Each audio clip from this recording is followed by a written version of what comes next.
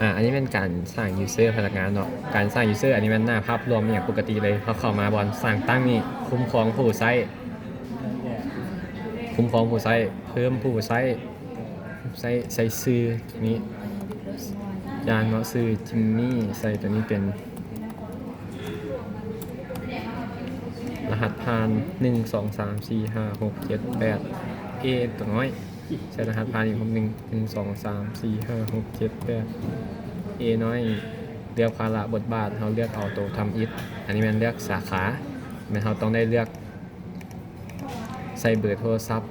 เป็น145 0 6 9อันนี้มันก็คืออย่าเบิ่งการเฮ็ดธุรกรรมของพนักงานคนอื่นอันนี้แม่นขึ้นกับเราจะเปิดข้อกำหนดให้พนักงานของแต่ละคนแล้วก็อนุญาตให้เบิ่งธุรกรรมทั่วไปหรือว่าบ่อนุญาตก็ได้หรือว่าเขาจะกดอนุญาตก็ได้ตัวนี้บันทึกหรือว่าเขาอยากอัปเดตฟังก์ชันอย่างเพิ่มเติมสำหรับพนักงานเนาะตัวนี้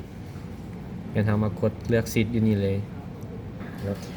สำหรับพนักงานเป็นพนักงานขายเนาะเขาจะมาเลือกเอาแต่กำหนดให้กับเจ้ามีแต่พิมพ์บินอนุญาตให้กับเจ้าพิมพ์บินขายนะครับ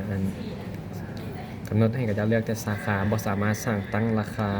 บ่สามารถเปลี่ยนแปลงราคาได้เนาะเท่ากับมากดออกกำหนดสิทธิ์อย่างต่างๆกวดเบิ่งสินค้าคงค้างถ้าอยากให้กับเจ้ากวดเบิ่งได้มัน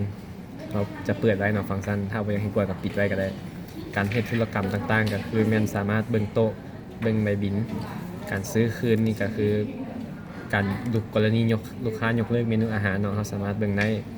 การนำเข้านี่บ่สามารถนำเข้าได้เนาะสำหรับพนักงานขายการส่งคืนสินค้านำเข้าก็บ่สามารถส่งคืนได้เนาะการขนส่งบ่มีสิทธิ์ขนส่งอยู่แล้วเนาะกรณีเพิ่มสิทธิ์อย่างต่างๆนี่แม่นเราจะใช้เป็น user admin เนาะเข้ามาเปลี่ยนแปลงคุ้มครอง